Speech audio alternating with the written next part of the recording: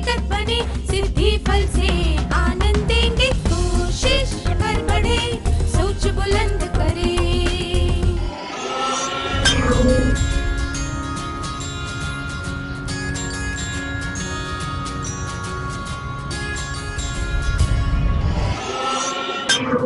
नमस्ते छात्रों, कैसे हैं आप सब? आइए आज की शुरुआत एक खेल से करते हैं। इसका नाम है तो क्या। इस खेल को खेलने के लिए आपको तीन तीन लोगों के समूह बनाने हैं। आप में से एक व्यक्ति किसी भी विषय पर वार्तालाप शुरू करेगा। दूसरे व्यक्ति को वार्तालाप आगे बढ़ाते हुए कहना है तो क्या। पहले व्यक्ति को उसका जवाब देना है, दूसरे व्यक्ति को फिर से तो क्या कहना है। दूसरे शब्दों में कहें तो पहला व्यक्ति जो भी कहे उसके जवाब में दूसरे व्यक्ति को तो क्या कहना है। तीसरे व्यक्ति को केवल वार्तालाप सुनना और देखना है। नल चल रहा है तो क्या। मटके में पानी भर रहा है तो क्या। पानी बर्बाद हो रहा है तो क्या। सड़क तक पानी बह जाएगा तो क्या। क्या आपने किसी बात पर ध्यान दिया? दोहराए जाने वाले प्रश्न के जवाब में अगर पहला व्यक्ति कोई उचित जवाब ना दे या कुछ नहीं कहे या फिर बिना तर्क का जवाब दे तो वो खेल से बाहर हो जाएगा। फिर तीसरे व्यक्ति को वार्तालाप आगे बढ़ाना है। उदाहरण के लिए इसे देखें। नल चल रहा है तो क्या। मटके में पानी भर रहा है तो क्या। पानी बर्बाद हो रहा है तो क्या। सड़क तक पानी बह जाएगा तो क्या। कीचड़ में मच्छर पैदा होने लगेंगे तो क्या। मच्छर हमें काटेंगे तो क्या। मलेरिया फैलेगा तो क्या। हम बीमार पड़ेंगे तो क्या। हम कोई भी काम नहीं कर पाएंगे तो क्या। कुछ नहीं। क्या आपने ध्यान दिया? एक समय ऐसा आता है जब पहला व्यक्ति कोई जवाब नहीं दे पाता और वो खेल से बाहर हो जाता है।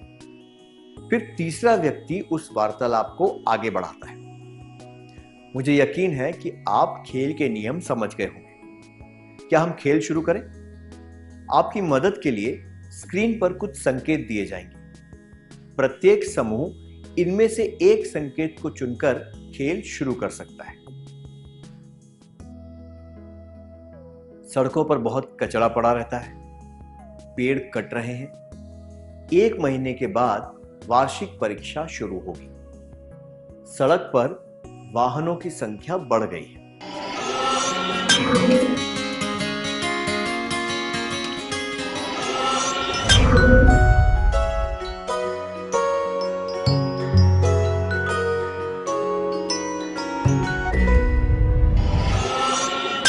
बहुत अच्छी तरह खेला आप सबने, धन्यवाद।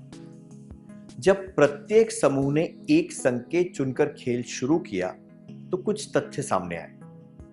उदाहरण के लिए चलते हुए नल के वार्तालाप से हमें अंत में यह जानकारी मिली कि कीड़ों के पैदा होने से बीमारी फैलती है। इसी तरह किसी समस्या को अच्छी तरह समझने के लिए हमें उसके परिणामों के बारे में जानना जरूरी है। हमें यह प्रश्न लगातार पूछते रहना चाहिए। तो क्या।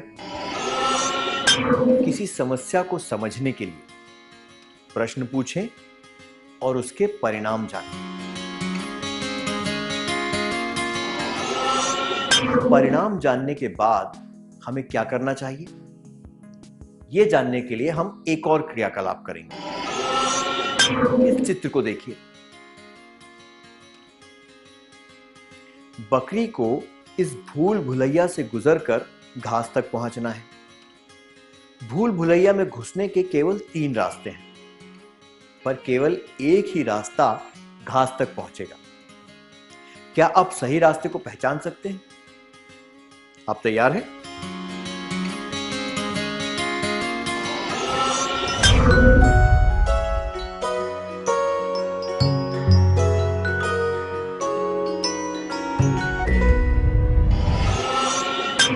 जिन्होंने इसे हल कर लिया उन्हें बधाइयां। कुछ विद्यार्थियों ने इसे पहली बार में ही हल कर लिया, कुछ दूसरी बार में सफल हुए और कुछ तीसरी बार में सफल हुए। जिन्होंने दूसरी या तीसरी बार में हल किया उन्होंने ये कैसे किया? आपने अंदाज से एक रास्ता चुना और जब आप किसी जगह अटक गए तो आपको पता चला कि वो गलत है। फिर आपने अगला रास्ता चुना। जिन्होंने पहली बार में ही सही रास्ता पहचान लिया वे घास तक पहुंच गए। सही रास्ते को पहचानने का क्या कोई और तरीका हो सकता है?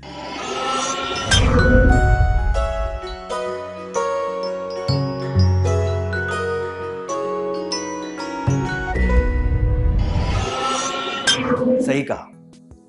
आप घास से शुरू करके वो रास्ता पहचान सकते हैं जो बकरी तक जाता है। इसे हल करने का ये आसान तरीका है। इसे कहते हैं परिणाम से कारण वाली पद्धति या फिर अंत से आरंभ वाली पद्धति। मतलब कि अगर हम परिणाम से समस्या के आरंभ का रास्ता ढूंढना शुरू करें तो हम समस्या का हल ढूंढ सकते हैं। क्या अब हम एक क्रियाकलाप करें? आपको स्क्रीन पर एक और भूल भुलैया दिखाई जाएगी।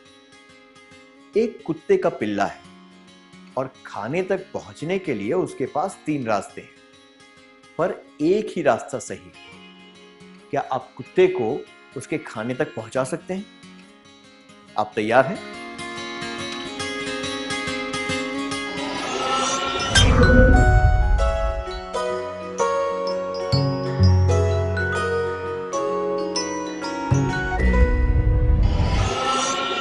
आप सब वो सही रास्ते पहचान पाए जो उस पिल्ले को शुरू से अंत तक लेना चाहिए, है ना?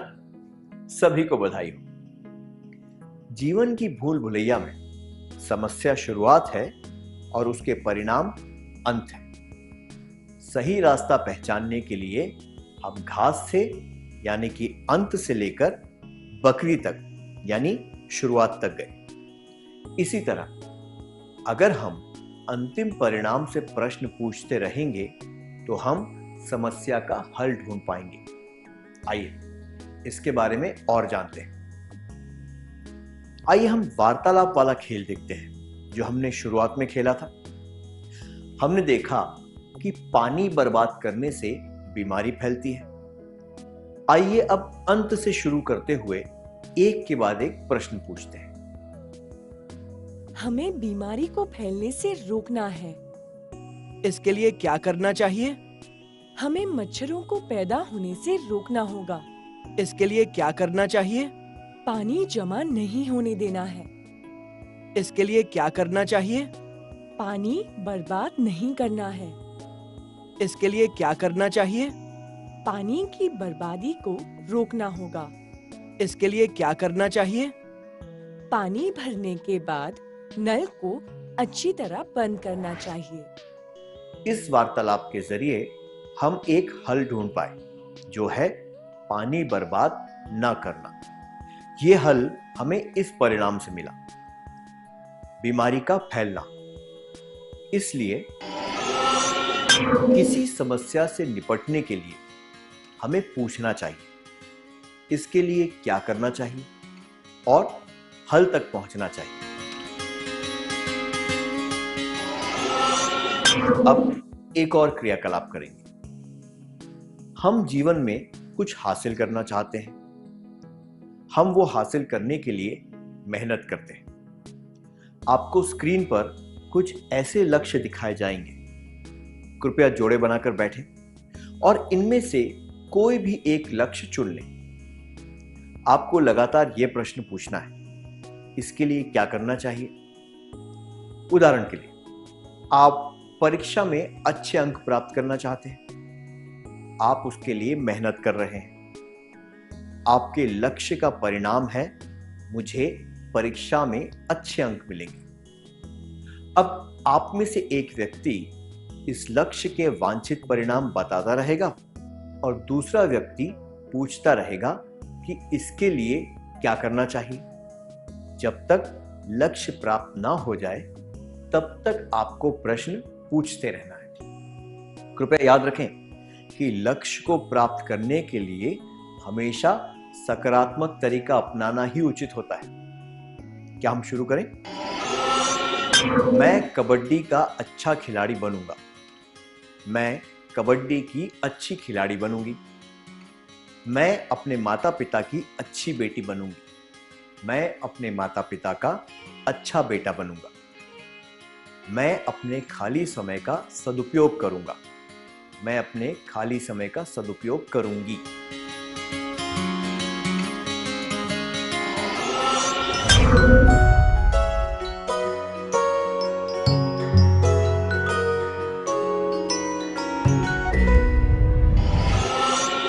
क्या आपने अपने लक्ष्य को प्राप्त करने के तरीके ढूंढ लिए? बहुत अच्छी बात है। क्या 3 जोड़े आगे आकर कक्षा के सामने ये वार्तालाप करके दिखा सकते हैं? मैं कबड्डी का अच्छा खिलाड़ी बनूंगा। मैं कबड्डी की अच्छी खिलाड़ी बनूंगी।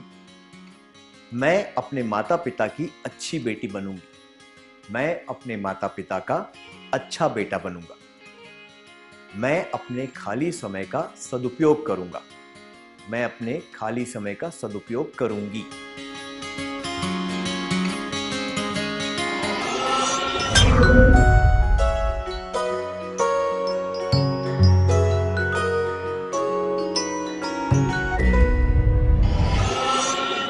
इस पद्धति को अच्छी तरह समझने के लिए और अपने लक्ष्य को प्राप्त करने के सही तरीके ढूंढने के लिए बधाइयां। हमने इससे क्या सीखा?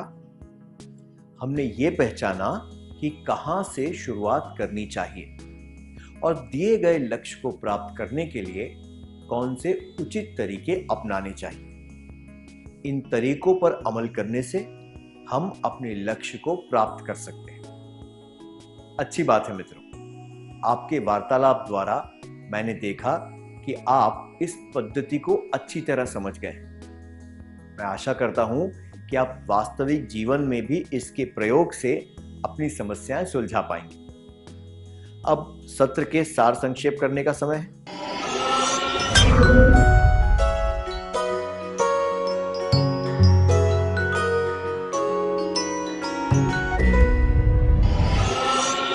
किसी समस्या को समझने के लिए प्रश्न पूछें और उसके परिणाम जानें। किसी समस्या से निपटने के लिए हमें पूछना चाहिए इसके लिए क्या करना चाहिए और हल तक पहुंचना चाहिए। बहुत अच्छे। अब हम थोड़ा गृह कार्य लिख लेते हैं ताकि ये बातें हमें अच्छी तरह याद रहें।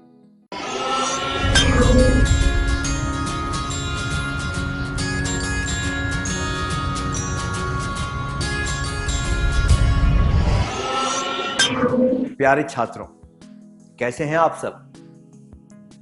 पिछले सत्र में हमने तो क्या और इसके लिए क्या करना चाहिए प्रश्न पूछने सीखे थे, जिससे हम समस्या का परिणाम और उसका हल ढूंढ सकें।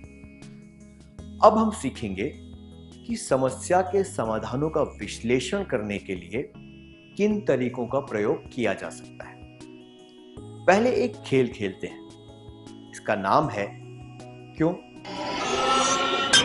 आपको 3-3 लोगों के समूह बनाने हैं। सहूलियत के लिए हम उनका नाम अ, ब और स रखेंगे। जैसे कि हमने पिछले खेल में देखा था, अ वार्तालाप शुरू करेगा, ब पूछेगा क्यों और अ उसका जवाब देगा, ब वही प्रश्न दोहराएगा और इस तरह खेल आगे बढ़ेगा। स केवल खेल को देखेगा।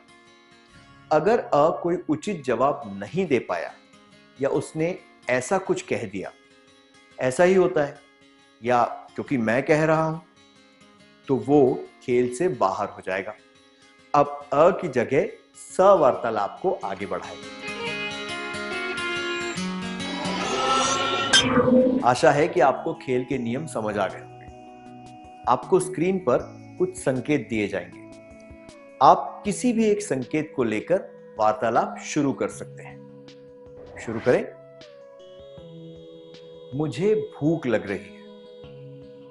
मुझे घर जाना है, मुझे नींद आ रही है।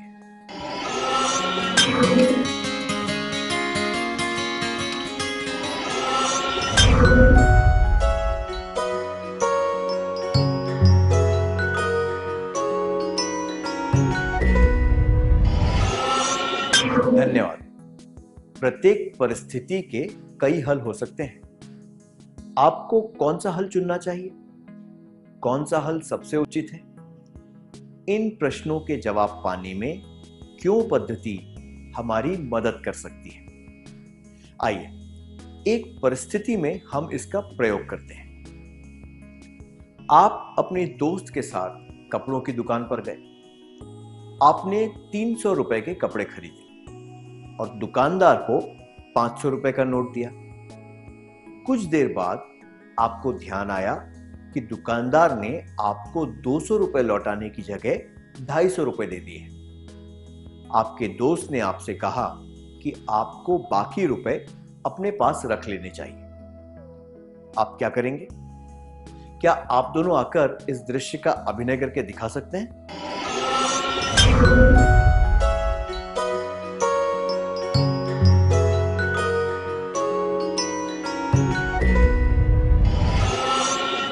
बहुत अच्छा था, धन्यवाद। यहां पर समस्या क्या है? अगर आपको कोई गलती से 50 रुपए दे दे तो आप क्या करेंगे? आप उन्हें रख लेंगे या फिर दुकानदार को वापस दे देंगे? हमें दोनों उपायों के बारे में सोच समझकर निर्णय लेना चाहिए कि कौन सा बेहतर है। आइए देखते हैं कि ये कैसे किया जा सकता है। पहला विकल्प लीजिए, पैसे अपने पास रखना। मुझे पैसे अपने पास क्यों रखने चाहिए? मेरे दोस्त ने कहा इसलिए। उसने ऐसा क्यों कहा? मैं किसी भी काम के लिए ये पैसे खर्च कर सकता हूँ। आपको ये पैसे क्यों खर्च करने हैं? क्योंकि मेरे पास पैसे हैं जो मुझे बिना मांगे मिल गए। अब दूसरा विकल्प देखते हैं, दुकानदार को पैसे लौटाना। मुझे दुकानदार को पैसे वापस क्यों देने चाहिए? जो पैसे दुकानदार के हैं वो मुझे नहीं रखने चाहिए। जो पैसे दुकानदार के हैं वो मुझे क्यों नहीं रखने चाहिए? मुझे दूसरों के पैसों की जरूरत नहीं है। आपको वो पैसे क्यों नहीं चाहिए? ये मेरा सिद्धांत है। हमने इससे क्या सीखा? पहले विकल्प से यह दृष्टिकोण सामने आता है कि मेरे पास कुछ पैसे हैं, ये मैंने नहीं लिए पर मेरे पास आ गए, इसलिए मैं इन्हें किसी भी तरह खर्च कर सकता हूं। मुझे किसी को भी जवाब देने की जरूरत नहीं है। दूसरे विकल्प से यह दृष्टिकोण सामने आता है, पैसे मेरे पास बिना मांगे आए, फिर भी मुझे ये खर्च नहीं करने चाहिए क्योंकि ये मेरे नहीं है।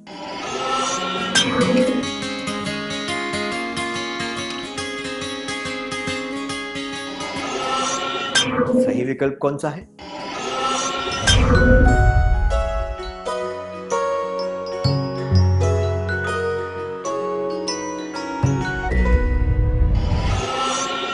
अपने जवाब देने के लिए धन्यवाद। दूसरा विकल्प, दुकानदार को पैसे वापस देना सही है और उचित भी। ऐसी दुविधा भरी परिस्थितियों में जहां कई संभावनाएं हो सकती हैं, हमें हमेशा वो विकल्प चुनना चाहिए जिससे खुद को और दूसरों को कम से कम हानि पहुंचे। तो हमें सब तरह के हलों को सोच समझकर देखना चाहिए और वो हल चुनना चाहिए जिससे खुद को और दूसरों को हानि ना पहुंचे। विश्लेषण करके सबसे कम हानि पहुंचाने वाला हल चुनें। हमने सीखा कि विकल्पों का विश्लेषण करने के लिए उचित प्रश्न पूछने चाहिए और सबसे उचित हल चुनना चाहिए। क्या अब हम एक क्रियाकलाप करें? आपको कुछ परिस्थितियां और उनके 2 हल दिए जाएंगे। कृपया जोड़े बनाकर बैठ जाइए और एक परिस्थिति को चुनिए। फिर विश्लेषण पद्धति के प्रयोग से सबसे उचित हल चुनिए। क्या हम शुरू करें? परिस्थिति, हल। परीक्षा में एक दोस्त ने आपसे एक उत्तर नकल करने को कहा। 1. मैं उससे नकल करूंगा, करूंगी। 2. मैं उससे नकल नहीं करूंगा, करूंगी। आप बस में बैठे हैं और एक वृद्ध व्यक्ति खड़ा है क्योंकि बैठने की जगह नहीं है। 1. मैं उसे अपनी सीट दे दूंगा, दे दूंगी। 2. मैं उसे अपनी सीट नहीं दूंगा, नहीं दूंगी। आपको पेन बहुत पसंद है। कक्षा के फर्श पर आपने एक सुंदर पेन पड़ा हुआ देखा। 1. मैं वो पेन अपने पास रख लूंगी या रख लूंगा। 2. मैं वो पेन नहीं लूंगा या नहीं लूंगी।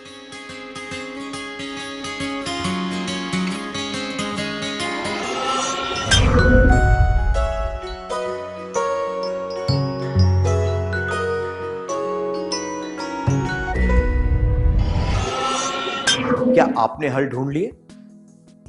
धन्यवाद। क्या आप में से कोई भी 3 समूह आगे आकर इन 3 परिस्थितियों के वार्तालाप को दर्शा सकते हैं?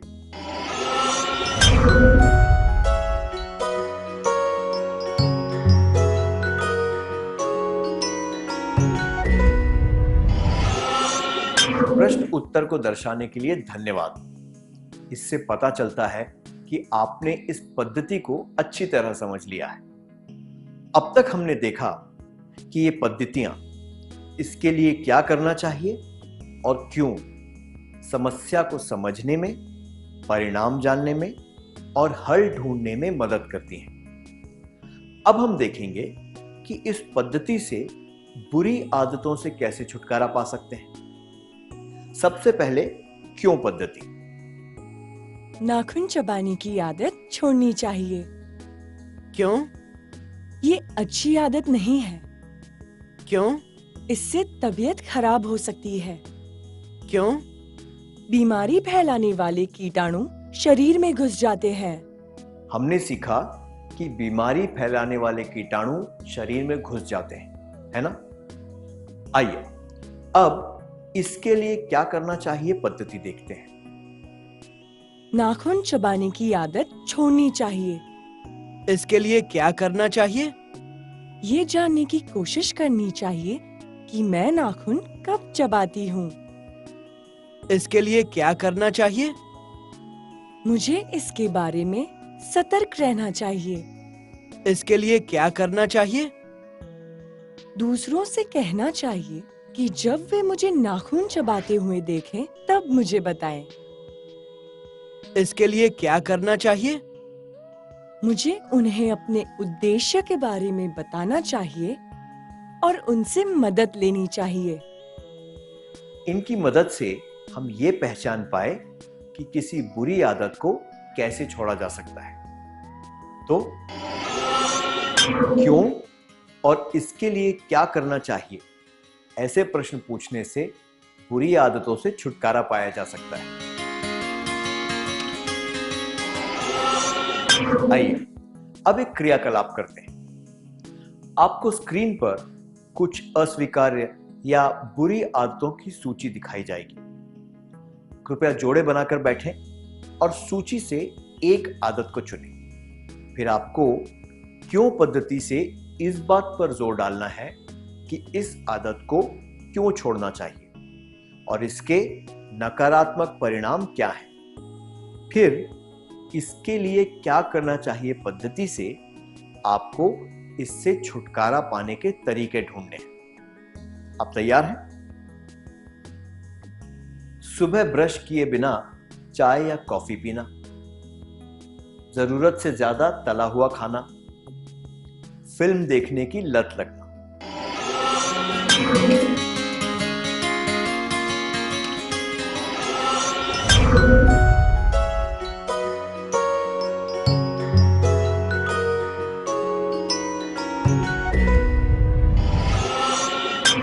बहुत अच्छा किया आप सबने, धन्यवाद। बुरी आदतों को छोड़ने के लिए इन पद्धतियों का प्रयोग करते समय हमने कुछ उचित बातें सीखी। ये हैं परिणाम जानना, सतर्क अथवा जागरूक रहना, जरूरत पड़ने पर दूसरों से मदद लेना।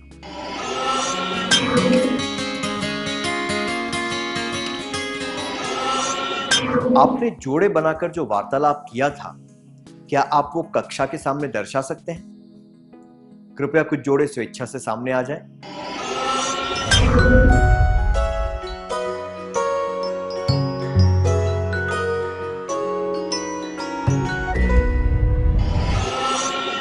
आपने बहुत अच्छी तरह दर्शाया। मैंने देखा कि आप इस पद्धति को अच्छी तरह समझ गए। मैं आशा करता हूं कि आप वास्तविक जीवन में भी समस्याओं को हल करने के लिए इनका प्रयोग करेंगे।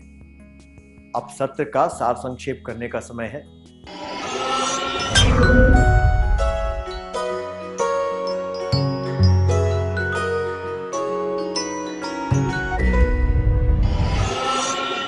विश्लेषण करके सबसे कम हानि पहुंचाने वाला हल चुनें। क्यों और इसके लिए क्या करना चाहिए, ऐसे प्रश्न पूछने से बुरी आदतों से छुटकारा पाया जा सकता है। धन्यवाद।